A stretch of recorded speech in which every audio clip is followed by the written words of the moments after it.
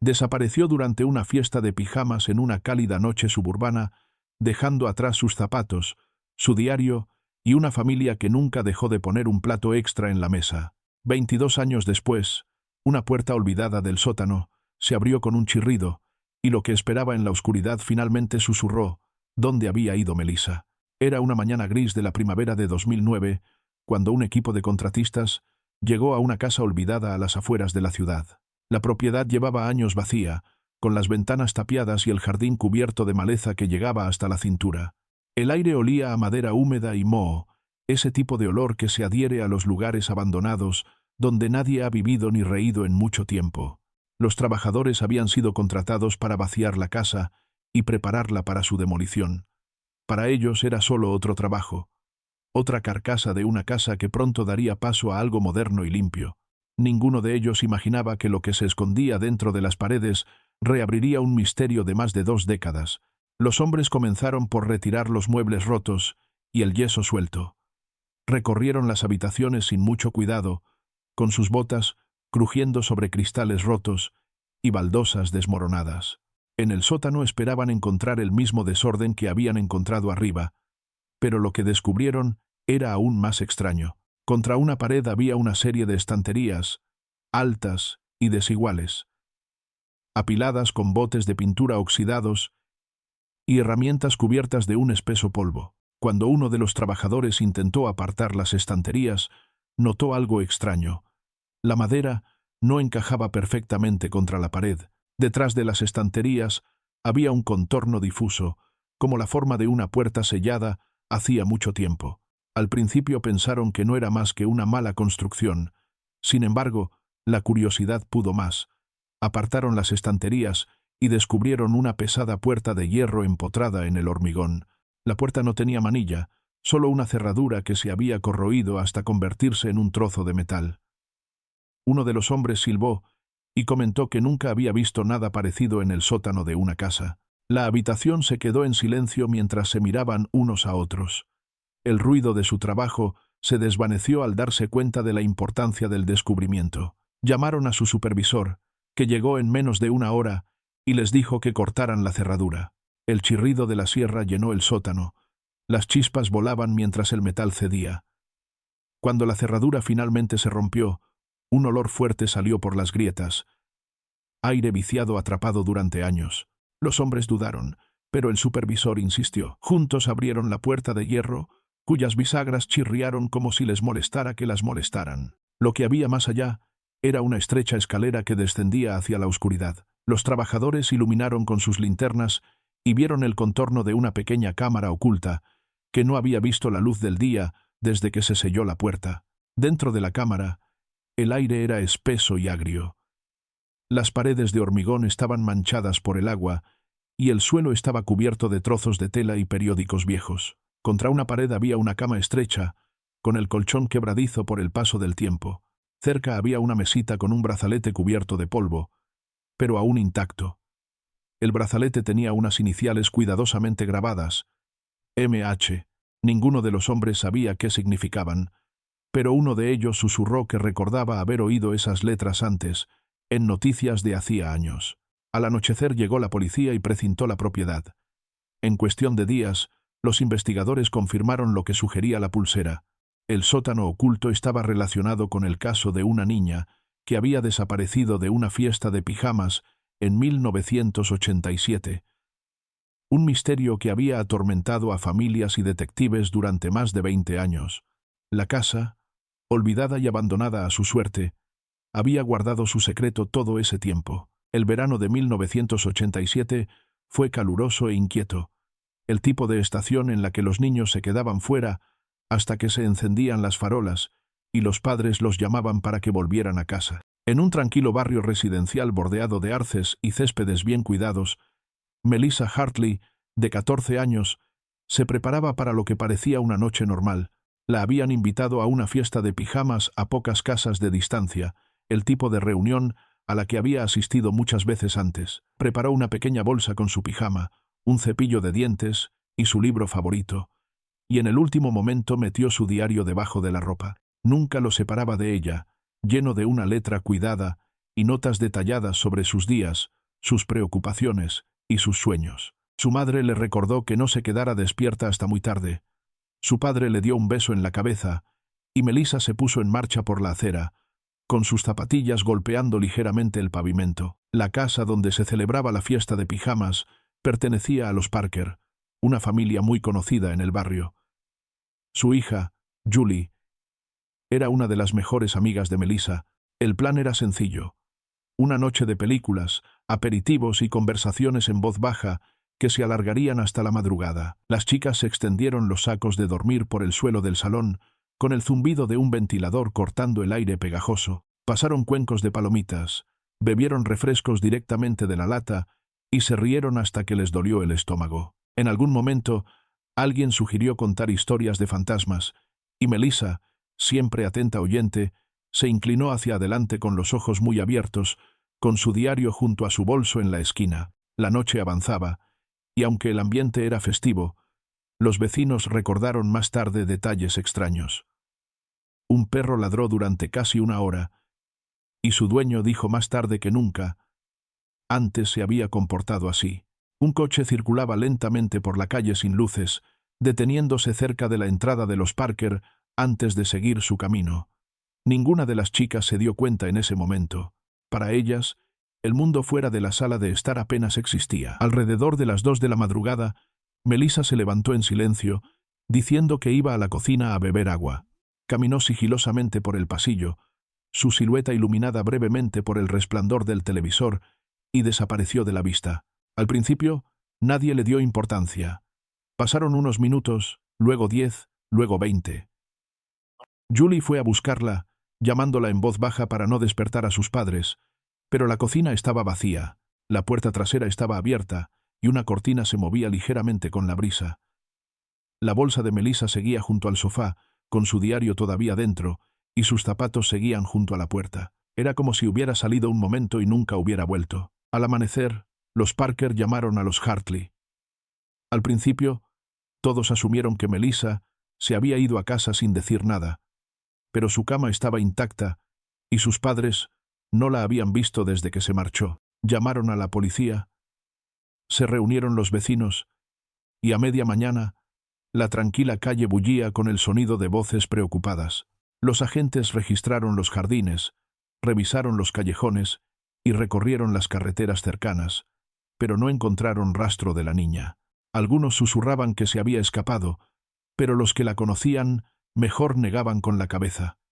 Melissa lo había dejado todo atrás, incluso el diario que guardaba con tanto celo. No era el acto de una chica que se escapaba, era el acto de alguien que había desaparecido. El recuerdo de aquella noche permaneció en la memoria de las chicas que estaban allí, repitiéndose una y otra vez como una cinta que no podían detener. Solo tenían 14 años.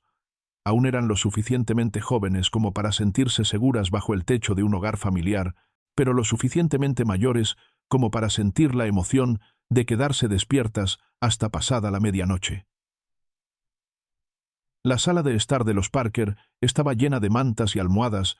El aire estaba impregnado del olor a palomitas de maíz hechas en el microondas y chocolate derretido de las barras de caramelo que habían dejado demasiado cerca de la lámpara. Un pequeño televisor parpadeaba en un rincón, reproduciendo el tipo de películas que los padres decían que daban demasiado miedo, pero que a los adolescentes les encantaban de todos modos. Melissa se sentó entre Julie y otra amiga, con una risa suave pero fácil, y los ojos brillantes, incluso cuando la noche se alargaba. Jugaban a juegos tontos, pasándose una linterna entre ellas cuando la película se ponía demasiado tensa, retándose unas a otras a ir solas a la cocina, retándose unas a otras a susurrar secretos en la oscuridad. Alguien había metido a escondidas refrescos y patatas fritas, y el sonido de las latas al abrirse parecía más fuerte que cualquier otra cosa en la habitación. Susurraban sobre chicos, sobre profesores que no les gustaban, sobre planes para el verano. Melissa escuchaba en silencio, pero de vez en cuando se echaba a reír, con su diario siempre a mano, y a veces anotaba rápidamente sus pensamientos cuando las demás estaban demasiado distraídas para darse cuenta. Hacia medianoche, el ambiente comenzó a calmarse. Una chica se quedó dormida, acurrucada en su saco de dormir. Otra Se quedó dormida poco después. ¿Pero Melissa? Julie, con voces apagadas, como si no quisieran que la noche terminara. El ventilador traqueteaba. En un momento dado, Melissa se levantó para estirarse y se dirigió al pasillo con los pies descalzos, que no hacían ruido sobre la alfombra. Regresó unos minutos más tarde con un vaso de agua, con el condensado goteando por los lados. Nadie le dio importancia. A las 2 de la madrugada, las chicas bostezaban, pero seguían despiertas, aferrándose obstinadamente a la magia de la fiesta de pijamas. Melissa se levantó de nuevo, esta vez con la misma sonrisa tranquila, diciendo que tenía sed. Desapareció en el pasillo. Su sombra se alargaba por la sala de estar, mientras la luz del televisor parpadeaba. La cocina estaba a solo unos pasos, y nadie se preocupó. Esperaban que volviera en un momento. Los minutos pasaban. La película continuó, y finalmente los créditos llenaron la pantalla.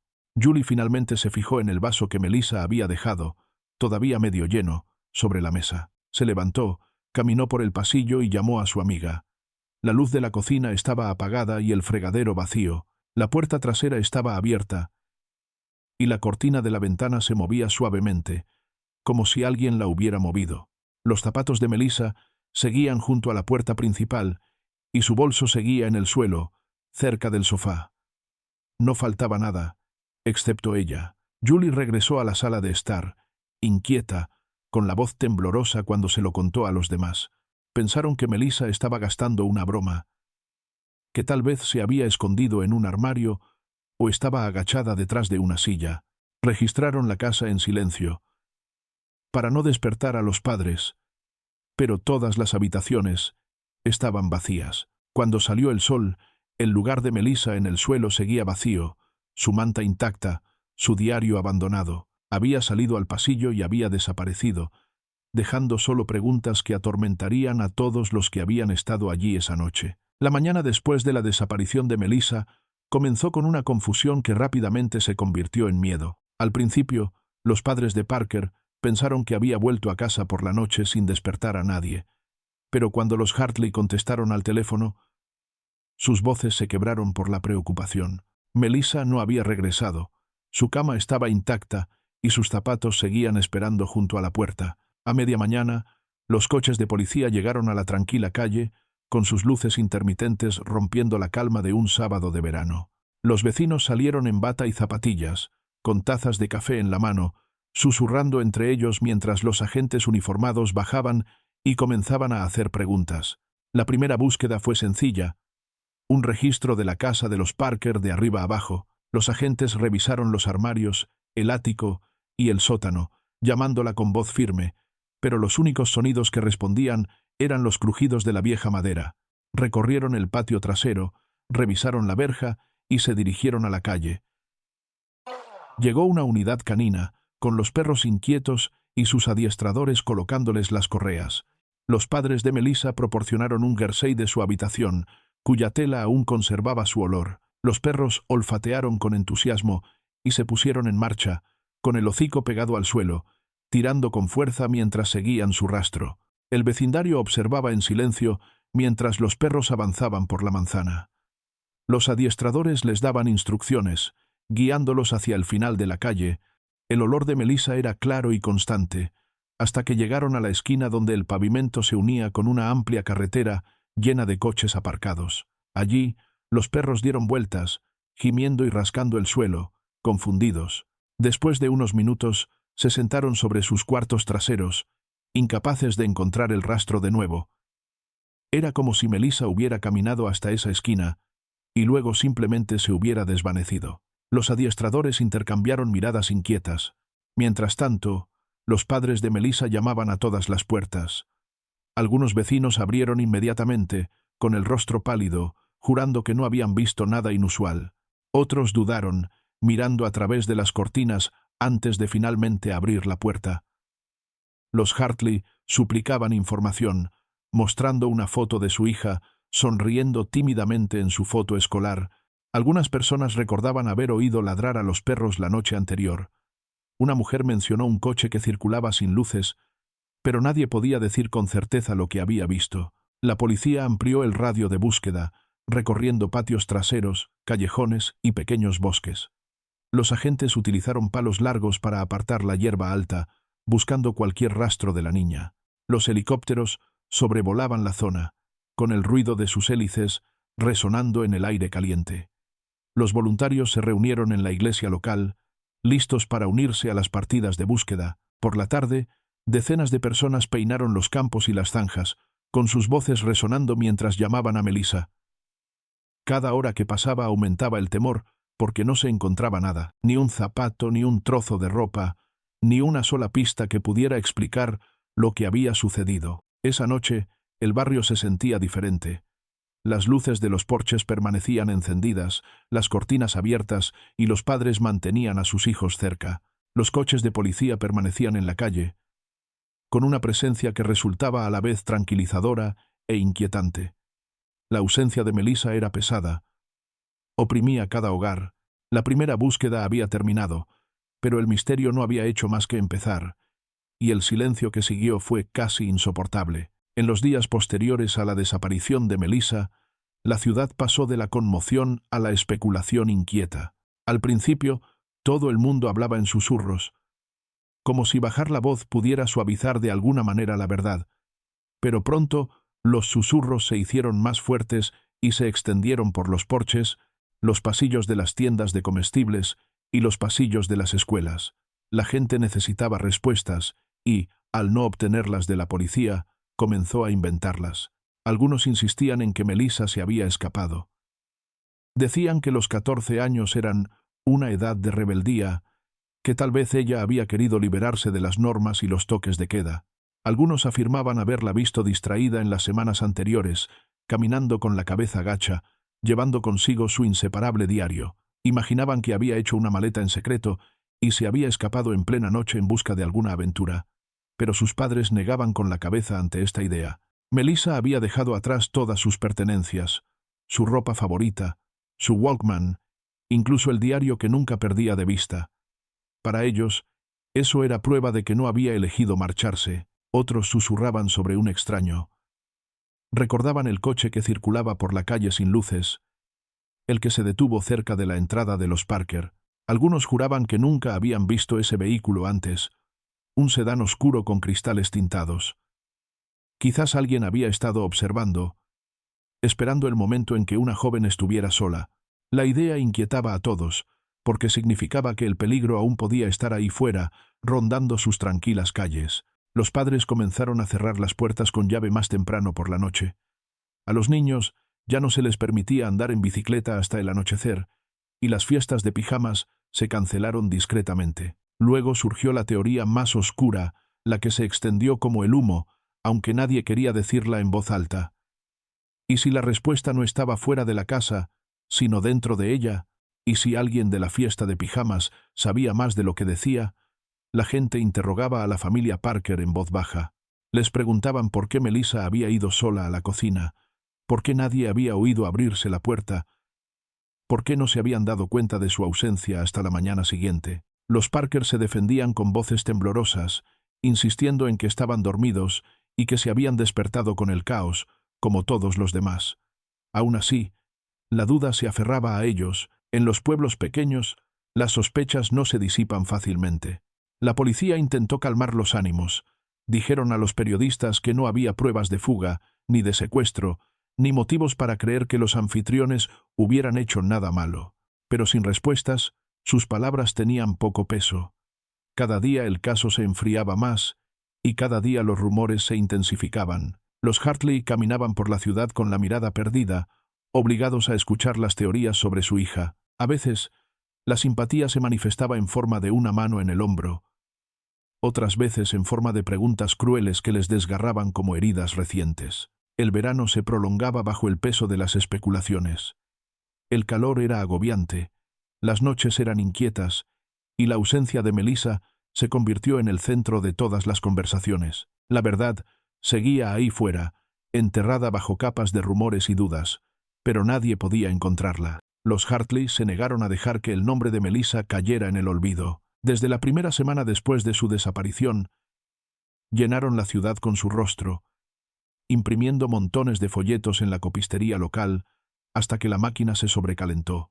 Su foto escolar, con su tímida sonrisa y su cabello castaño liso, miraba desde los postes telefónicos, los tablones de anuncios de las tiendas de comestibles y las ventanas de todos los pequeños comercios que aceptaron ayudar. Las palabras «desaparecida», en negrita y letras negras, colgaban sobre su foto como una herida de la que la ciudad no podía apartar la mirada. Cada noche, sus padres recorrían los pueblos vecinos, pegando folletos en los tablones de anuncios, deslizándolos bajo las puertas y repartiéndolos en las gasolineras. Los desconocidos que paraban para repostar o comprar comida se marchaban con la cara de Melissa doblada en sus bolsillos. La familia suplicó a las cadenas de televisión que cubrieran el caso, llamando a todas las redacciones a las que podían llegar en coche. Algunos periodistas acudieron, instalaron cámaras frente a la casa de los Hartley y hicieron preguntas mientras los vecinos miraban desde detrás de las cortinas. La madre de Melissa hablaba entre lágrimas, describiendo la risa de su hija, su amor por los libros, su costumbre de escribirlo todo. Su padre estaba a su lado, con la mandíbula apretada y la voz quebrada, prometiendo que no pararían hasta encontrar respuestas. Durante un breve momento, la historia salió en las noticias de la noche y la imagen de una niña desaparecida apareció en los salones de hogares muy lejos de su pequeña ciudad. Pero a medida que las semanas se convertían en meses y nuevas tragedias llenaban los titulares, las cámaras se alejaron. Abandonados, los Hartley se dedicaron a su propia búsqueda.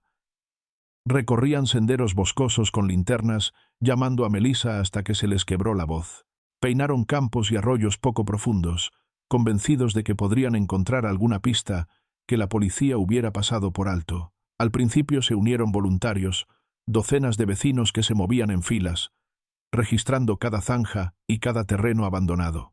Con el tiempo, el número de personas se redujo hasta que solo quedó la familia, aferrada a la esperanza como a un salvavidas. Llevaban sándwiches y botellas de agua, y pasaban los fines de semana enteros vagando por lugares donde nadie más se atrevía a ir, volviendo a casa con las manos vacías, pero sin querer rendirse. El hermano menor de Melissa, Daniel, solo tenía 8 años cuando ella desapareció. Vio cómo se colocaban los carteles, vio cómo sus padres convertían su dolor en una acción implacable. Su infancia estuvo marcada por la ausencia, por la sombra de la hermana cuya habitación se mantuvo intacta, con sus pósters aún pegados a las paredes y su diario guardado bajo llave en un cajón que nadie se atrevía a abrir. Los amigos del colegio susurraban sobre Melissa, algunos sugiriendo cruelmente que se había fugado, otros ofreciendo una compasión que pesaba más que el silencio. Daniel se volvió callado, cauteloso, cargando con el peso de su recuerdo, incluso mientras intentaba construir su propia vida.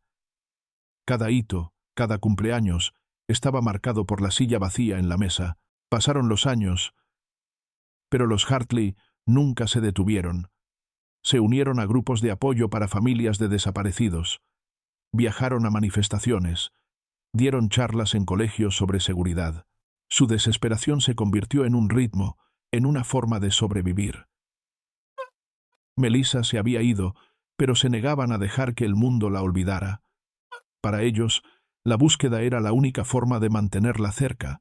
Desde el principio se cometieron errores, y esos errores perseguirían la investigación durante años. Cuando los agentes entraron por primera vez en la casa de los Parker, la trataron como un caso ordinario de persona desaparecida, en lugar de como una posible escena del crimen. No acordonaron la sala de estar donde habían dormido las niñas, ni recogieron todos los objetos que pudieran tener las huellas de Melissa. Los padres, los vecinos y los voluntarios entraban y salían, moviendo mantas, cambiando bolsas de sitio e incluso recogiendo los platos de la noche anterior. Para cuando los detectives se dieron cuenta de la gravedad del caso, las pequeñas pistas que pudieran haber quedado ya habían desaparecido.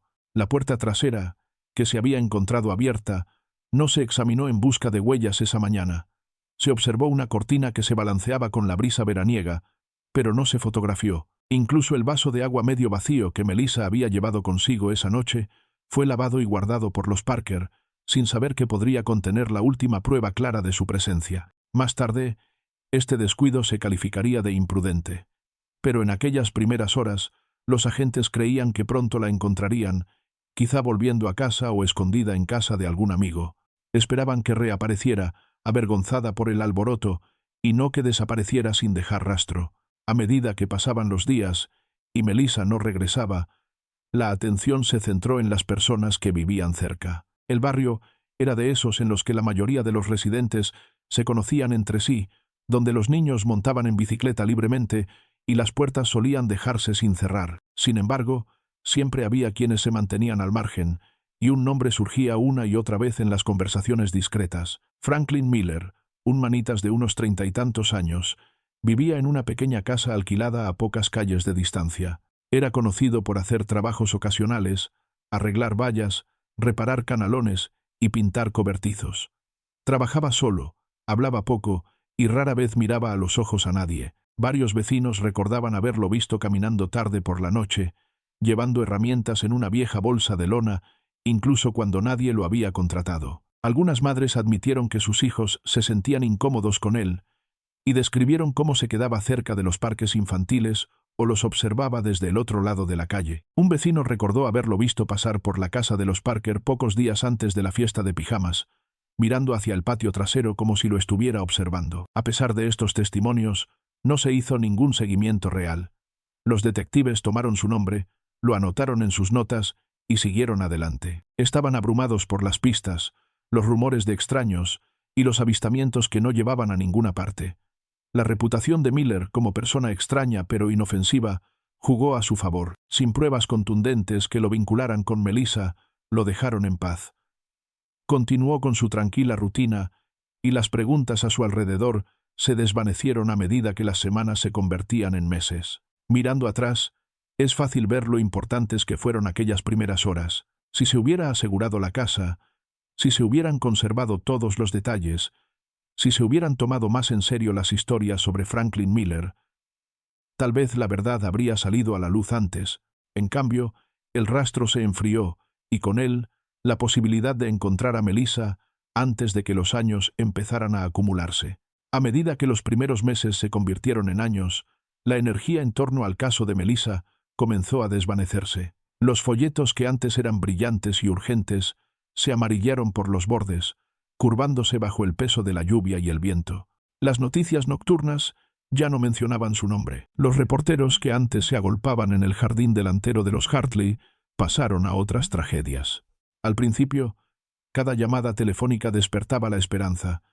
Cada golpe en la puerta hacía que la familia se apresurara, pero con el paso del tiempo, esos momentos se hicieron cada vez menos frecuentes hasta que casi desaparecieron por completo. La policía todavía tenía un expediente con su foto pegada en la portada, pero la carpeta estaba en una estantería acumulando polvo, otro misterio sin resolver en un pequeño pueblo que quería seguir adelante. Para los Hartley no había forma de seguir adelante, solo de aguantar. La habitación de Melissa seguía exactamente igual que la noche en que se marchó. Sus pósters de cantantes y estrellas de cine seguían pegados a las paredes, sus libros alineados ordenadamente en la estantería, su diario descansando en el cajón donde su madre lo había guardado para protegerlo. La cama se hacía cada semana. La colcha se alisaba y los peluches se colocaban tal y como a Melissa le gustaba. Entrar en la habitación era como retroceder a 1987, un lugar ajeno al paso del tiempo, un santuario dedicado a la hija que nunca había regresado. Su madre solía sentarse en el borde de la cama, sosteniendo uno de los suéteres de Melissa, apretándolo contra su rostro, aunque el aroma se había desvanecido hacía mucho tiempo. Su padre mantenía la luz del porche encendida todas las noches, una pequeña señal de esperanza, por si Melissa de alguna manera encontraba el camino de regreso. Vivían en una espera interminable, atrapados entre la esperanza y la desesperación, sin saber nunca cuál de las dos los engulliría primero. Daniel, su hermano menor, creció bajo la sombra de su ausencia. En la escuela se le conocía como el chico cuya hermana había desaparecido, una etiqueta que llevaba consigo quisiera o no. Los profesores le miraban con simpatía, los compañeros de clase a veces cuchicheaban a sus espaldas, y los cumpleaños se celebraban con una mezcla de alegría y tristeza. Cada año se colocaba un pastel sobre la mesa, se encendían las velas, pero siempre había una silla vacía donde debería haber estado Melissa. Daniel aprendió a sonreír para sus padres, a llevar su dolor en silencio para no aumentar el de ellos. De vez en cuando seguían llegando pistas. Un viajero afirmó haber visto a una chica que se parecía a Melissa en otro estado. Un vecino creyó reconocerla entre la multitud años después. La policía investigaba cuando podía, pero todas las pistas se desvanecían en la nada.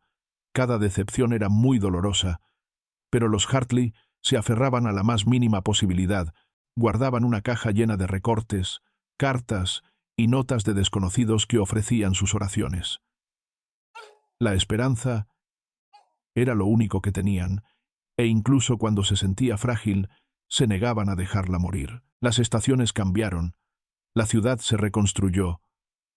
Nuevas familias se mudaron a las casas donde antes vivían los antiguos vecinos. Sin embargo, dentro de la casa de los Hartley, el año 1987 nunca terminó realmente. El tiempo llevó a todos los demás hacia adelante, pero para ellos permaneció congelado, esperando a la niña que había salido de la sala de estar una noche de verano y nunca volvió. A principios de los 90, el caso de Melissa ya no aparecía en los titulares, pero nunca había abandonado los corazones de su familia. Llevaban su ausencia como una cicatriz, invisible para los extraños, pero siempre presente en sus vidas.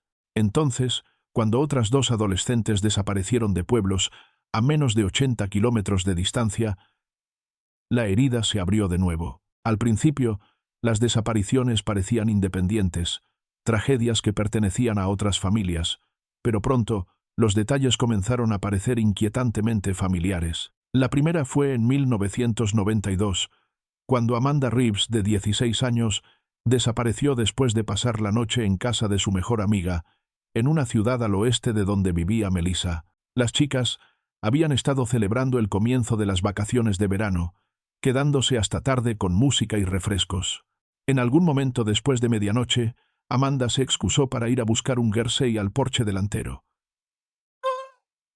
Nunca regresó.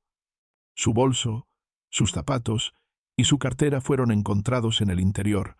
La puerta estaba abierta, no había señales de forcejeo, ni cristales rotos, ni huellas. Sus padres se presentaron ante las cámaras y suplicaron respuestas, con palabras inquietantemente similares a las que los Hartley habían dicho 5 años antes. Luego, en 1996, Brian Porter, de 14 años, desapareció de la casa de su primo en otra ciudad cercana. Era viernes por la noche, y los chicos estaban jugando a videojuegos hasta que se quedaron dormidos en el suelo del salón. Alrededor de las 2 de la madrugada, Brian se levantó para ir al baño, pero cuando su primo se despertó horas más tarde, había desaparecido. La puerta principal estaba entreabierta, pero no había señales de que hubieran forzado la entrada. Su mochila seguía junto al sofá, y su cartera y su bicicleta estaban intactas en el garaje. Una vez más, la policía trajo perros, y una vez más, el rastro solo llegaba hasta el final de la calle antes de desvanecerse. Cuando la noticia de estos casos llegó a los padres de Melissa, sintieron el mismo escalofrío nauseabundo que habían sentido años atrás. Los detalles coincidían demasiado como para ser una coincidencia. Adolescentes que desaparecían en la noche, casas suburbanas sin signos de entrada forzada, pertenencias abandonadas como si las víctimas simplemente hubieran salido un momento y hubieran sido engullidas por la oscuridad. Las familias de los desaparecidos comenzaron a hablar entre sí, formando frágiles vínculos a través del dolor. Compararon notas, compartieron recuerdos y pronto se dieron cuenta de que los paralelismos eran innegables. La policía se resistió al principio, tratando cada caso como un misterio independiente. Los departamentos de las pequeñas ciudades rara vez se comunicaban entre sí, y los límites jurisdiccionales ralentizaban la cooperación. Pero las familias lo sabían, veían el patrón, aunque los funcionarios no lo hicieran. Madres y padres se sentaban juntos en vigilias, encendían velas, sostenían fotografías y susurraban que no podía ser solo una coincidencia. Alguien se movía por sus pueblos, observando, esperando, llevándose a los niños en las horas más tranquilas, cuando nadie estaba preparado. A finales de la década, 3 familias estaban unidas por la misma ausencia vacía. Aún no sabían el nombre del hombre que se había llevado a sus hijos, pero sabían que su presencia seguía presente. En barrios que antes se sentían seguros, se cambiaron las cerraduras, se dejaron las luces encendidas y el miedo se convirtió en un compañero constante. En 2005, casi 2 décadas después de la desaparición de Melissa, un oficial retirado llamado Henry Collins, estaba limpiando el ático de su casa. Había servido en la policía durante 30 años y había participado en la primera búsqueda de Melissa en 1987. Ahora, mucho tiempo después de dejar el departamento, guardaba cajas llenas de viejos expedientes y notas personales apiladas en rincones polvorientos. Su esposa le instó a que despejara el desorden, y una tarde lluviosa, finalmente cedió. No esperaba encontrar nada importante, solo papeles descoloridos y recuerdos olvidados, pero cuando abrió una de las cajas marcadas con el nombre de Melissa, sintió un dolor familiar en el pecho. Dentro había documentos de aquellos primeros días, copias de informes, listas de voluntarios, fotografías de los equipos de búsqueda. Debajo había un pequeño libro encuadernado en cuero envuelto en plástico, etiquetado solo con un trozo de cinta adhesiva en el que se leía «Prueba». A Collins se le encogió el corazón cuando se dio cuenta de lo que era. Recordaba que se había mencionado el diario, pero por alguna razón nunca se había incluido en la cadena de custodia oficial. Debía de haber pasado desapercibido, apartado durante el caos de aquellos primeros días, y cuando se jubiló, se lo había llevado a casa sin saberlo, junto con otros materiales del caso. Durante 18 años había permanecido en su ático, intacto, un testigo silencioso, esperando a ser escuchado. Collins quitó el plástico y abrió el diario. La letra era clara, la tinta ligeramente descolorida. Las palabras se derramaban por las páginas con la honestidad desenfadada de una niña de 14 años. Había escrito sobre sus amigos, sobre el colegio, sobre lo mucho que le gustaban las noches de verano, cuando el aire era cálido y las cigarras cantaban. Escribió sobre su hermano pequeño y sobre cómo a veces la molestaba, aunque también admitió que lo echaría de menos cuando se fuera de campamento. Las entradas eran normales, casi reconfortantes, hasta que llegó a la última página. La letra era apresurada, las letras desiguales, como si las hubiera escrito con miedo. Las palabras le revolvió el estómago a Collins. El hombre de al lado no deja de observarnos. Sabe cuándo mamá y papá no están en casa. No había firma, ni fecha más allá del mes escrito en la parte superior de la página, junio de 1987. Collins cerró el diario y se quedó sentado en silencio, con la lluvia golpeando el techo sobre él. Los recuerdos de aquel verano le inundaron, los vecinos cuchicheando sobre un manitas llamado Franklin Miller, las miradas inquietantes que nunca se concretaron. Ahora se daba cuenta de que Melissa también se había fijado en él. Ella había sentido que algo iba mal, lo había escrito, y la pista se había perdido en una caja de cartón. El descubrimiento dejó a Collins conmocionado. Sabía que tenía que sacarlo a la luz, aunque también sabía que eso significaba admitir un error, uno que había robado años a una familia afligida. Cuando entregó el diario al departamento, los detectives más jóvenes escucharon con los ojos muy abiertos mientras él explicaba. Para los Hartley, las palabras fueron devastadoras y reconfortantes a la vez. Su hija había intentado advertirles. Su última entrada reflejaba el miedo que había sentido, y durante 18 años había permanecido sin leer. En el verano de 2009, la antigua propiedad de Miller se había convertido en una monstruosidad a las afueras de la ciudad. La casa llevaba años vacía, con la pintura descascarillada en largas tiras, las ventanas rotas y el jardín cubierto de maleza. La mayoría de la gente evitaba pasar cerca de ella. Los niños se retaban unos a otros a subir corriendo los escalones del porche y tocar la puerta principal antes de salir corriendo entre risas. Para los vecinos que recordaban a Franklin Miller, el manitas que una vez vivió allí, el lugar tenía un peso más oscuro. Había desaparecido repentinamente a principios de los 90, y desde entonces la casa había permanecido en silencio, con sus paredes guardando secretos que nadie podía nombrar. Ese verano, un promotor inmobiliario compró la propiedad con la intención de despejar el terreno y construir nuevas viviendas. Para los trabajadores que llegaron con sus cinturones de herramientas y palancas, no era más que otra estructura en ruinas que había que demoler. Recorrieron rápidamente las habitaciones, derribando armarios, arrancando moquetas manchadas y sacando los trastos que habían quedado allí.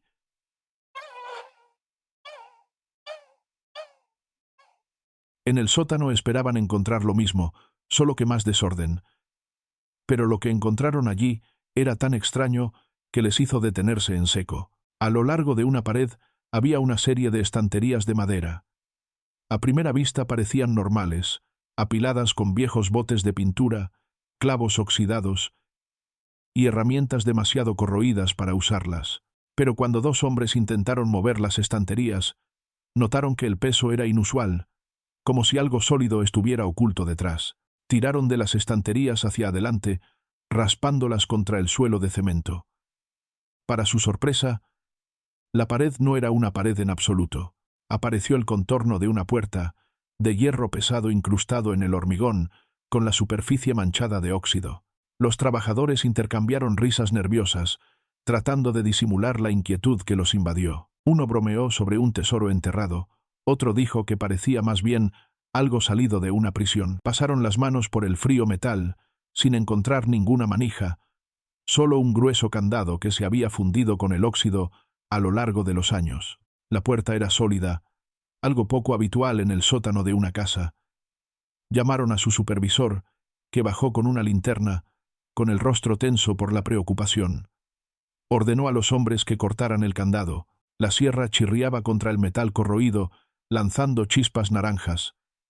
El olor a hierro quemado llenaba el aire. Cuando el candado finalmente se rompió, los hombres dudaron. Un olor agrio se filtró por las rendijas, el aliento rancio de una habitación sellada durante décadas. Lentamente, con un largo gemido, la puerta se abrió con un crujido. Una estrecha escalera descendía hacia la oscuridad. El haz de luz de una linterna barrió los escalones, revelando el polvo y las telarañas que se habían acumulado a lo largo de los años. Nadie quería ser el primero en bajar, pero la curiosidad los empujó hacia adelante. Al entrar en la cámara oculta, sus luces se posaron en una pequeña cama, una mesa y paredes que parecían presionar hacia adentro. El silencio era pesado, el aire espeso. Algo en la habitación parecía extraño, como si hubiera estado esperando todo este tiempo a ser descubierta. El descubrimiento fue solo el comienzo, pero incluso entonces los trabajadores sabían que la casa no había estado vacía después de todo. Cuando la policía llegó a la propiedad de los Miller, no perdieron tiempo en acordonar la zona. Los trabajadores que habían descubierto la puerta de hierro permanecían fuera, en el aire húmedo, temblorosos y pálidos, explicando en voz baja lo que habían visto. Los agentes bajaron al sótano con linternas y herramientas, con el eco de sus botas resonando contra el hormigón. La puerta de hierro estaba ahora abierta, con el candado roto hecho pedazos en el suelo. La estrecha escalera que bajaba parecía tragarse la luz. Cada escalón cubierto de polvo, que no se había removido en años. Los agentes avanzaron con cuidado, sus linternas atravesando la penumbra al llegar al final de las escaleras. Lo que se abrió ante ellos no era un simple trastero, sino una cámara oculta, excavada en los cimientos con inquietante precisión. El aire era denso y viciado, presionando contra sus pulmones, con un fuerte olor a podredumbre y óxido. Contra una pared había dos colchones viejos, finos y manchados, con la tela rota.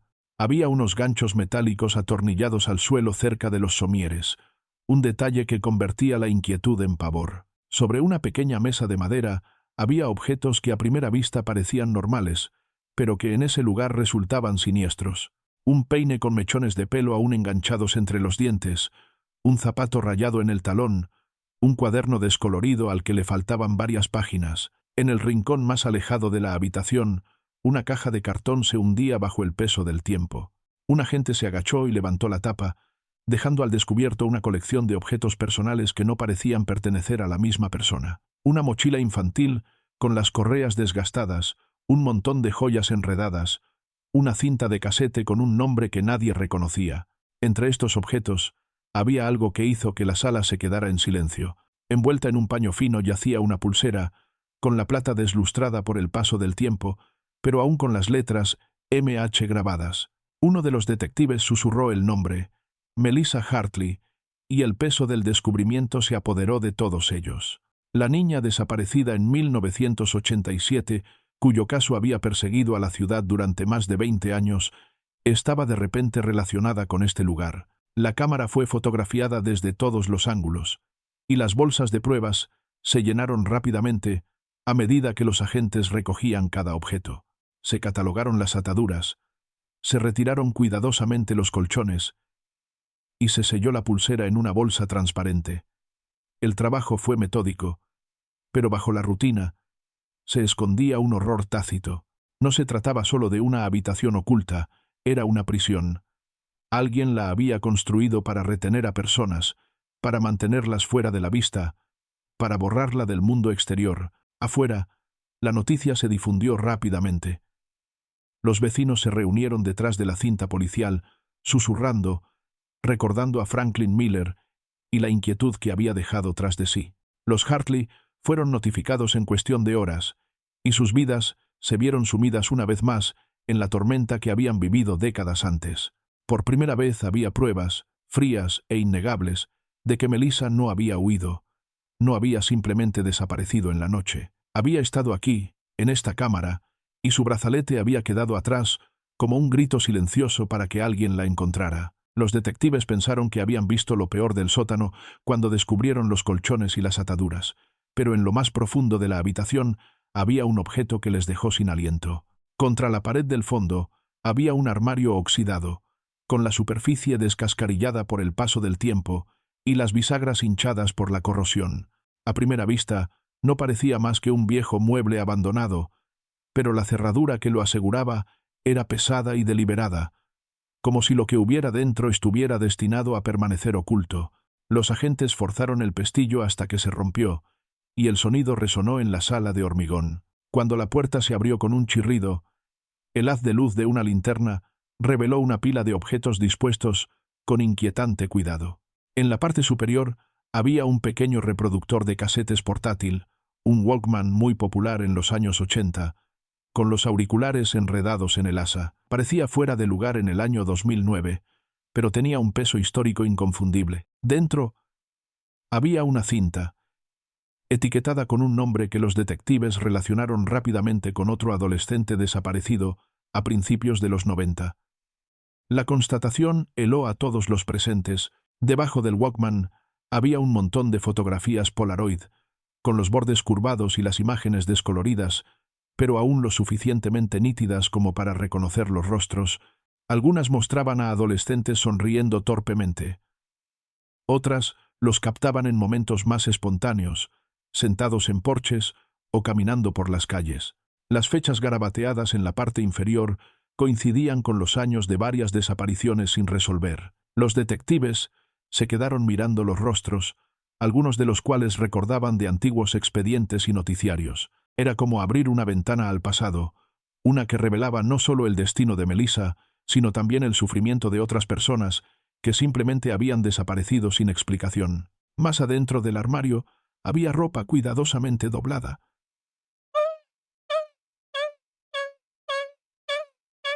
Cada prenda llevaba una etiqueta, una tira de cinta adhesiva o un trozo de papel prendido con un alfiler a la tela, con un nombre escrito en letras mayúsculas. Amanda Reeves, 19 años. 1992. Brian Porter, 19 años. 1996. Nombres que coincidían con los informes de personas desaparecidas de los pueblos vecinos. Las pruebas eran abrumadoras. Cada objeto era un eslabón de una cadena de tragedias que se extendía a lo largo de décadas. El sótano ya no solo estaba relacionado con Melissa, sino que estaba vinculado a un patrón más amplio de adolescentes desaparecidos, cuyas familias se habían quedado con preguntas y sin respuestas. Los agentes trabajaron con cuidado, fotografiando cada objeto y colocándolo en bolsas de pruebas con guantes.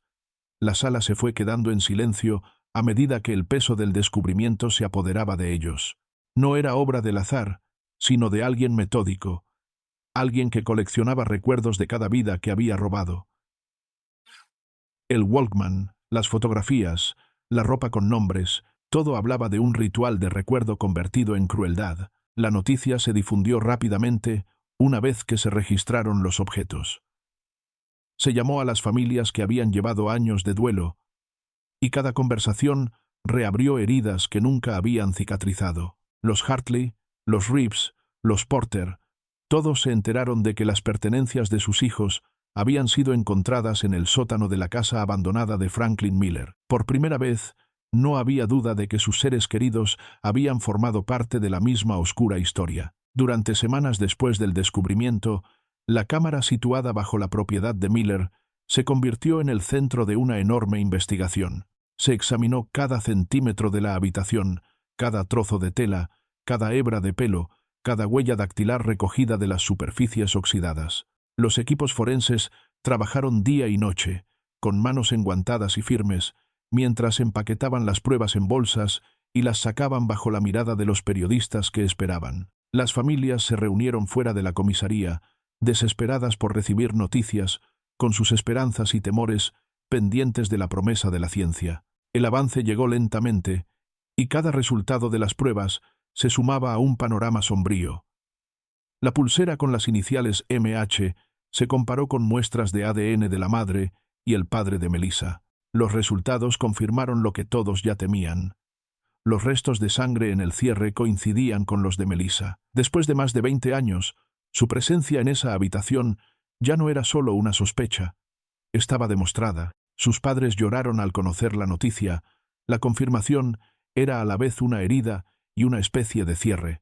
Pero Melissa no era la única vinculada a esa habitación. Las fibras recogidas de los colchones contenían restos de ADN que coincidían con los de Amanda Reeves, la joven de 16 años que había desaparecido en 1992. Otro fragmento de tela, atrapado en una esquina del armario oxidado, contenía ADN perteneciente a Brian Porter, el chico que desapareció en 1996. Cada resultado era devastador, ya que conectaba un caso tras otro con el mismo sótano oculto. Lo que antes eran misterios dispersos por diferentes ciudades y años, ahora formaban parte de una única y oscura historia. Los detectives que habían trabajado en los casos más antiguos regresaron al departamento, conmocionados por las revelaciones. Recordaron a las familias, las preguntas sin respuesta, las búsquedas interminables que no habían llevado a ninguna parte. Ahora las respuestas llegaban de golpe, demasiado tarde para salvar a nadie, pero suficientes para confirmar lo que muchos habían sospechado. Alguien había construido esa cámara para usarla una y otra vez.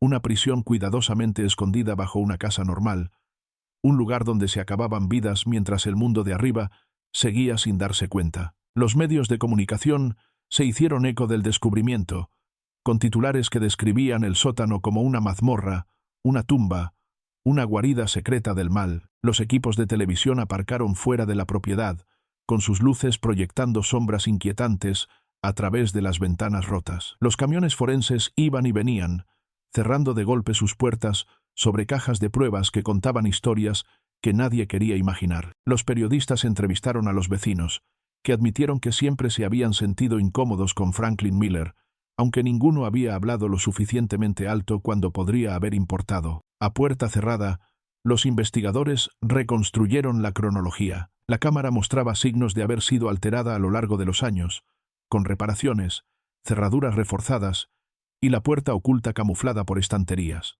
No era un proyecto olvidado, sino un lugar mantenido deliberadamente. Cada descubrimiento aumentaba la sensación de horror. La cámara no era solo el lugar al que habían llevado a Melissa, sino también el lugar al que habían seguido otros, cada uno de ellos atrapado en la misma trampa, mientras sus familias esperaban en casa, llamadas que nunca llegaron. Cuando se completaron las pruebas, los investigadores sabían la verdad con certeza.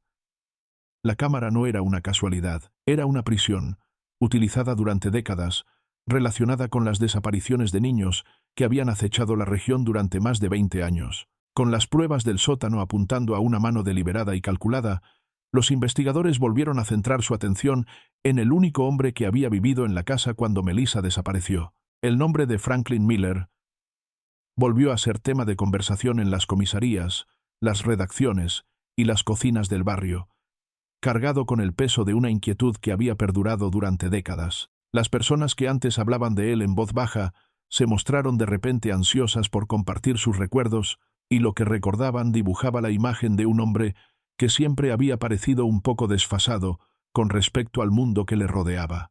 Los vecinos recordaban sus extraños horarios. Sus luces permanecían encendidas hasta altas horas de la noche, mucho después de que los demás vecinos se hubieran acostado. Algunos decían que oían golpes de martillo o taladro procedentes del sótano, como si estuviera trabajando en proyectos que nadie veía. Otros mencionaban que lo veían caminando por las calles a primeras horas de la mañana, llevando su pesada bolsa de herramientas de lona, aunque nadie lo había contratado. Rara vez se detenía a hablar. Y cuando lo hacía, sus respuestas eran secas y sus ojos se movían rápidamente, como si quisiera que la conversación terminara. También estaba su obsesión con las cerraduras. Miller era conocido por poner candados en todo, desde su cobertizo hasta su camioneta, incluso en la puerta lateral de su casa. Los niños del vecindario bromeaban diciendo que tenía más llaves que un conserje, un pesado llavero que tintineaba cada vez que se movía. Afirmaba que le preocupaban los robos, aunque no parecía haber nada de valor guardado en esos lugares. El recuerdo de cómo cerraba y volvía a cerrar las puertas constantemente ahora parecía siniestro, una pista que nadie había tomado en serio en ese momento.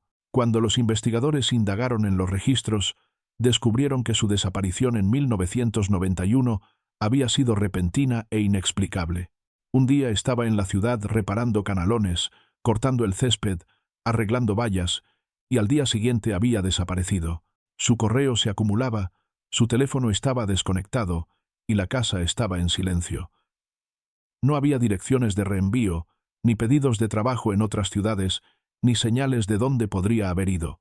En ese momento, la policía asumió que simplemente se había ido para empezar de nuevo en otro lugar, otro vagabundo que iba y venía sin avisar, pero con la cámara descubierta debajo de su casa, esa partida parecía menos una mudanza y más una huida. Los periodistas se abalanzaron sobre la noticia y entrevistaron a todos los que lo habían conocido.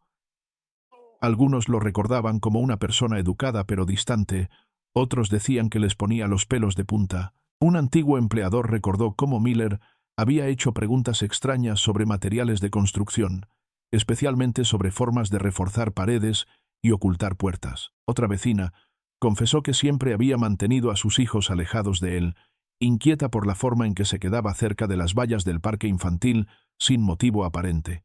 Para los investigadores, las piezas comenzaron a encajar. Un hombre sin amigos íntimos, obsesionado con las cerraduras y el secretismo, ruidos nocturnos en el sótano y una desaparición que coincidía con el momento en que empezaron a surgir las sospechas. Franklin Miller siempre había formado parte de la historia, pero ahora se convertía en su figura central, el hombre que había construido una prisión bajo su casa y luego había desaparecido cuando los ojos del pueblo se volvieron demasiado perspicaces. La búsqueda de Franklin Miller se convirtió en uno de los esfuerzos más decididos que el FBI había emprendido en la región en años. Una vez descubierta la cámara y relacionadas las pruebas con Melissa y los otros adolescentes desaparecidos, Miller ya no era solo una persona de interés, era el único nombre que encajaba.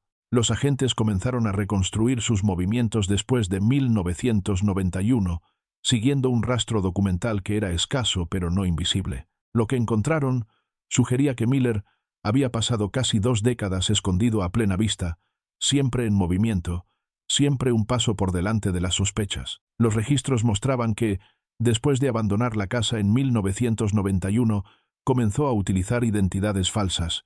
La primera apareció en un pequeño banco de Iowa, donde un hombre que se hacía llamar George Walker abrió una cuenta con depósitos en efectivo y sin una fuente de ingresos clara. La letra de los formularios coincidía con la de Miller, aunque el nombre no. Meses más tarde, apareció otro alias, esta vez en Missouri, cuando alguien llamado Carl Benson solicitó un apartado de correos. Las descripciones dadas por los empleados eran vagas, pero coherentes. Un hombre delgado con ojos cansados, callado, educado, que se marchaba antes de que nadie se diera cuenta de nada más. Los agentes descubrieron que Miller evitaba los trabajos formales que requerían comprobaciones de antecedentes. En su lugar, aceptaba trabajos en efectivo, arreglando vallas, cortando leña, reparando cabañas para propietarios que hacían pocas preguntas. Se mantenía fuera del radar, nunca solicitaba tarjetas de crédito, nunca compraba propiedades a su nombre. Cuando alquilaba cabañas, utilizaba alias y pagaba en efectivo, a menudo quedándose solo el tiempo suficiente para hacer mejoras antes de desaparecer de nuevo. Varios propietarios lo recordaban porque era meticuloso, sellaba ventanas, reforzaba puertas y a veces construía estanterías o trasteros en los sótanos. Lo que parecían peculiaridades de un inquilino cuidadoso, ahora parecían los hábitos de un hombre que preparaba lugares seguros donde quiera que iba. El Medio Oeste se convirtió en su terreno de caza. Las cabañas de Nebraska, Wisconsin e Illinois mostraban signos de su paso. En algunas, los agentes encontraron candados idénticos a los recuperados del sótano de su antigua casa. En otras, encontraron latas de comida vacías apiladas ordenadamente, lo que sugería que había vivido allí durante semanas. Una cabaña en Indiana contenía recortes de artículos de periódico sobre adolescentes desaparecidos, cuidadosamente recortados y guardados en una carpeta. Aunque no había pruebas directas que lo vincularan con nuevos delitos, la implicación era clara. Miller no había parado después de abandonar la ciudad, solo había ampliado su radio de acción. La persecución se intensificó. Se enviaron por todo el país carteles con su rostro, envejecido mediante imágenes por ordenador. Las áreas de servicio, las oficinas de correos y los restaurantes recibieron boletines en los que se advertía a los trabajadores que buscaran a un hombre de unos 50 años, con poco pelo y aficionado a los llaveros pesados. Comenzaron a llegar pistas, algunas falsas, otras posibles.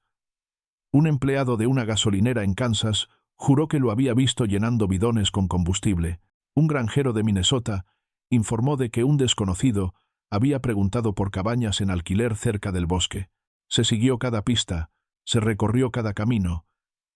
Pero Miller seguía siendo un fantasma, cruzando silenciosamente las fronteras estatales, siempre cuidadoso de borrar sus huellas. Para las familias de los desaparecidos, la persecución era a la vez esperanza y tormento. Esperanza de que Miller pudiera ser finalmente capturado, tormento al saber que había vivido libre durante tantos años mientras sus hijos nunca regresaban a casa. El FBI siguió adelante, convencido de que en algún lugar Miller seguía vivo, guardando sus secretos y tal vez esperando su próxima oportunidad. En la primavera de 2010, la línea de denuncias del FBI recibió una llamada de una mujer del norte de Florida que trabajaba en un pequeño parque de autocaravanas junto a una carretera olvidada. Explicó que uno de sus inquilinos de larga duración siempre le había inquietado, un hombre de unos 60 años que era muy reservado y rara vez hablaba. Pagaba en efectivo todos los meses, nunca usaba el teléfono y vivía en una vieja caravana situada en el extremo más alejado del parque, donde las palmeras crecían densas alrededor de la parcela. Se presentó como Harold Green, pero había algo en él que nunca le había parecido normal. Cuando vio una noticia sobre Franklin Miller y las imágenes reconstruidas que mostraban cómo podría ser después de 2 décadas, sintió una sacudida de reconocimiento. Los agentes llegaron a los pocos días, con cuidado de no alarmar al hombre ni a la pequeña comunidad que lo rodeaba. A través de los prismáticos vieron una figura delgada con el pelo canoso salir de la caravana cada mañana, siempre al amanecer, para barrer el pequeño porche y cerrar con candado la puerta antes de marcharse. Se movía con una rigidez que sugería su edad, pero había algo deliberado en la forma en que revisaba su entorno, escaneando la zona antes de caminar hacia un cobertizo donde guardaba sus herramientas. Rara vez hablaba con los vecinos, y cuando lo hacía, sus palabras eran breves y sus ojos siempre se desviaban hacia su caravana. Los agentes confirmaron que el hombre pagaba todo en efectivo, desde la compra hasta la gasolina. No dejaba rastro documental, ni tarjetas de crédito, ni cuentas bancarias. Por la noche, una tenue luz brillaba en el interior de la caravana hasta tarde, y la sombra de su figura se movía lentamente tras las cortinas. Las similitudes con los antiguos hábitos de Miller eran demasiado evidentes como para ignorarlas. Los candados, los horarios extraños, el aislamiento, tras una semana de vigilancia, entraron en acción. Justo antes del amanecer, cuando el cielo aún estaba teñido de gris y el parque estaba en silencio, un equipo se acercó. El aire de la mañana era húmedo, la hierba estaba mojada por el rocío y el sonido de los insectos resonaba en la quietud. Rodearon la caravana, con las armas bajadas pero listas. Un agente llamó suavemente a la delgada puerta metálica. Hubo una pausa, seguida del crujido de pasos en el interior. Cuando se abrió la puerta, el hombre estaba allí descalzo, con el pelo revuelto y el rostro marcado por la edad. Levantó las manos lentamente, casi como si los estuviera esperando. El arresto se llevó a cabo en silencio. No hubo resistencia, ni gritos, solo el arrastrar de pies sobre la grava mientras los agentes lo guiaban hacia el amanecer. Los vecinos se despertaron al ver las luces intermitentes reflejadas en las palmeras y observaron en silencio atónito cómo el hombre que conocían como Harold Green era subido a un vehículo y se lo llevaban. En la comisaría, las huellas dactilares confirmaron lo que los agentes ya sabían. Harold Green era Franklin Miller. Después de casi 2 décadas de silencio, el hombre sospechoso de haber construido una prisión en un sótano y vinculado a múltiples desapariciones había sido finalmente encontrado. Las familias que habían esperado tanto tiempo recibieron la noticia con una mezcla de dolor y alivio. La búsqueda había terminado, pero las preguntas más difíciles aún estaban por llegar. La sala de interrogatorios estaba austera y en silencio cuando Franklin Miller fue conducido al interior. Se sentó frente a los agentes, con las muñecas esposadas, los hombros encorvados y la mirada fija en la mesa, como si el peso de los años finalmente lo hubiera abatido. Durante horas no dijo nada, respondiendo a las preguntas con encogimientos de hombros o palabras entre dientes, pero a medida que avanzaba la noche, comenzó a hablar. Su voz era monótona, casi casual, como si estuviera hablando de algo cotidiano, en lugar de los secretos más oscuros de su vida. Admitió que había secuestrado a Melissa Hartley de la casa de los Parker en 1987. Afirmó que había vigilado la casa durante días, averiguando cuándo los padres estaban distraídos y las niñas solas. La noche de la fiesta de pijamas, se coló por la puerta trasera, silencioso y paciente, y esperó hasta que Melissa se dirigió a la cocina. Dijo que le tapó la boca, la llevó fuera, y en cuestión de minutos, la tenía en su camioneta, sin que nadie más la viera. Para él había sido sencillo, una cuestión de tiempo y control. Miller dijo a los investigadores que Melissa había muerto a los pocos días de llevarla a su sótano, pero los agentes que le escuchaban no le creyeron. Los objetos encontrados en la cámara contaban otra historia. Su pulsera estaba cerca de la cama, su pelo enredado en el peine, su letra descubierta en garabatos borrosos, en trozos de papel metidos dentro de un cuaderno. El análisis forense sugirió que había estado viva allí durante semanas, tal vez incluso meses, y el estado de los colchones y las ataduras apuntaba a un cautiverio prolongado más que a una estancia breve. Cuando se le presionó, Miller ofreció detalles escalofriantes sobre cómo mantenía el control. Describió cómo reforzó la puerta de hierro, cómo comprobaba las cerraduras una y otra vez para asegurarse de que nadie pudiera escapar. Habló de racionar la comida, de mantener las luces tenues para que el tiempo se difuminara, de poner la radio en bajo para ahogar cualquier sonido procedente de arriba. Afirmó que daba agua y mantas a sus cautivos, insistiendo en que no era cruel, pero sus palabras sonaban huecas frente a la realidad de la habitación, donde cada objeto susurraba sufrimiento. Los agentes notaron que evitaba describir directamente a Melissa. Solo hablaba de ella como la chica, como si quisiera distanciarse de la humanidad de su víctima. Admitió haber guardado su diario, pero se negó a decir por qué. Cuando le preguntaron por las otras pertenencias, el Walkman, la ropa, las fotos Polaroid, sonrió levemente y dijo que eran recuerdos, símbolos de personas que habían confiado demasiado en el mundo. A lo largo de la confesión, Miller reveló una mente obsesionada con el secreto. Explicó cómo utilizaba nombres falsos, cómo construía escondites donde quiera que vivía, cómo se mudaba antes de que las sospechas le alcanzaran. Creía que era más inteligente que todos los demás, invisible, siempre un paso por delante. Sin embargo, sentado en esa habitación, rodeado de agentes que finalmente lo habían acorralado, su arrogancia se tambaleó. Por primera vez, la máscara se deslizó, y la verdad sobre lo que le había sucedido a Melissa y a los demás salió a la luz. La noticia llegó a los Hartley en una mañana gris de finales de otoño.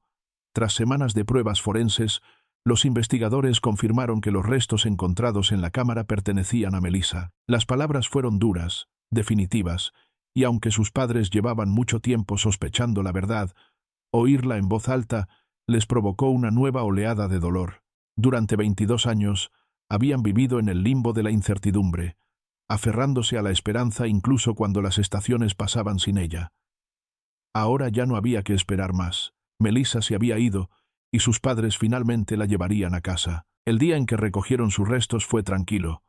El forense les entregó la pequeña caja con cuidado, como si comprendiera que su peso era mucho mayor que su tamaño. Su madre lloraba en silencio, apretando la caja contra su pecho y susurrando el nombre de su hija, como si pronunciarlo pudiera acortar la distancia de los años. Su padre estaba a su lado, con el rostro arrugado y cansado, y lágrimas resbalando silenciosamente por sus mejillas. Habían vivido con preguntas durante tanto tiempo y, aunque las respuestas habían llegado, eran respuestas crueles, respuestas que cerraban puertas para siempre. Otras familias recibieron llamadas similares. Amanda Reeves, Brian Porter y otras 2 personas que durante mucho tiempo se creyeron perdidas por accidentes o fugas, también fueron identificadas mediante ADN. Sus pertenencias ya habían sido devueltas, y ahora sus nombres estaban oficialmente relacionados con los crímenes de Miller. A los padres que habían pasado años organizando búsquedas, recaudando dinero para investigadores privados y suplicando por pistas, finalmente se les contó lo que había sucedido. El alivio fue vacío. Querían la verdad, pero la verdad era una espada que cortaba profundamente. En las semanas siguientes, la comunidad se reunió para honrar a todas las víctimas. Se celebró un funeral en la plaza del pueblo, donde las velas parpadeaban en el frío aire de la noche. Las fotografías de Melissa, Amanda, Brian y los demás se exhibieron a lo largo de una larga mesa, cada rostro sonriendo en un momento antes de que todo se lo llevara. Las familias se mantuvieron unidas, compartiendo su dolor, con sus historias entrelazadas por la tragedia. Algunos hablaban de las risas y los sueños de los niños que habían perdido, otros simplemente se abrazaban en silencio. El servicio no era solo para cerrar el capítulo, sino para recordar, una forma de declarar que estas vidas no se reducirían a números de casos en viejos archivos. Los Hartley se sentaron cerca del frente. El hermano menor de Melissa, ahora ya crecido, de pie junto a ellos, colocó un girasol sobre la mesa, la flor favorita de su hermana, e inclinó la cabeza. El servicio terminó con la lectura de los nombres de cada una de las víctimas, cuyo sonido resonó en la plaza, una lista de vidas truncadas, pero no olvidadas. Cuando se pronunció el nombre de Melissa, su madre apretó la mano de su marido y por primera vez en años sintieron que la comunidad los rodeaba con calidez. Habían llegado las respuestas, pero la paz aún estaba lejos. La pérdida era demasiado profunda, los años demasiados. Sin embargo, en esa reunión, mientras las velas ardían en la oscuridad, las familias encontraron fuerzas al saber que no estaban solas, que los nombres de sus hijos seguirían vivos, pronunciados y recordados. El juicio de Franklin Miller terminó con una sentencia que lo mantendría entre rejas por el resto de su vida, pero el eco de sus crímenes continuó mucho después de que la sala del tribunal quedara en silencio. En todo el país, los departamentos de policía y los legisladores comenzaron a preguntarse cómo un hombre como él había podido actuar durante décadas sin ser capturado. Se redactaron informes, se formaron comités, y por primera vez en años, el sistema que había fallado a Melissa y a los demás se vio obligado a cambiar. Se introdujeron nuevos protocolos que exigían respuestas más rápidas cuando desaparecían niños, una comunicación más estrecha entre las jurisdicciones vecinas y una mejor formación para manejar las pruebas, de modo que no se volviera a pasar nada por alto. El diario de Melissa, olvidado en una caja durante casi 20 años, se convirtió en un ejemplo inquietante que se utilizaba en las sesiones de formación, una advertencia de lo frágil que podía ser la justicia cuando se cometían pequeños errores. Para los Hartley, la reforma por sí sola no era suficiente.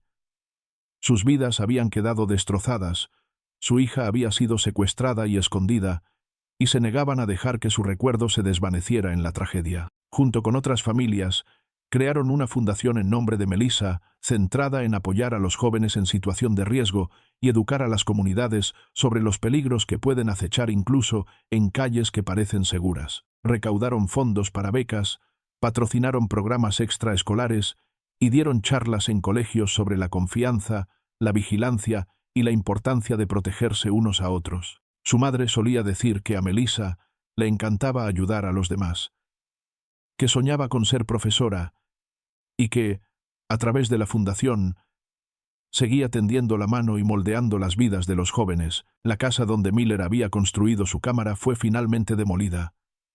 El sótano, antes sellado y oculto, fue derribado hasta que no quedó nada más que tierra desnuda. Se podría haber construido una nueva casa allí, pero la comunidad decidió dejar el terreno vacío y convertirlo en un pequeño parque con bancos y flores. Se convirtió en un lugar de reflexión tranquila, donde los vecinos podían sentarse y recordar a las víctimas.